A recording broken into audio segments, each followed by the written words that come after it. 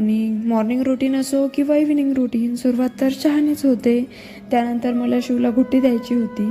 शिवसाठी मी बालाजी तांबेची संतुलन बालगुट्टी देते. संध्याकाळी बालगुट्टी देते आणि सकाळी बालामृत देते. त्यानंतर हे पहा, या दोघांची रोज सकाळी अशीच मस्ती चालू असते. त्यानंतर आज आम्हाला जायचं होतं श्री स्वामी समर्थ केंद्रामध्ये. त्यासाठी शिवला मी रेडी केलं आणि आम्ही निघालो. आज गुरुदत्त जयंती असल्यामुळे आमच्या घराजवळच दत्ताचं मंदिर आहे, तिथे दर्शन घेतलं आणि पुढे निघालो. शिवांश झाल्यापासनं पहिल्याच वेळेस आम्ही त्याला श्री स्वामी समर्थ केंद्रामध्ये घेऊन चाललो होतो. गेल्यानंतर खूप चांगलं दर्शन झालं. सध्या केंद्रामध्ये गुरुचरित्र पारायण वाचणं चालू आहे.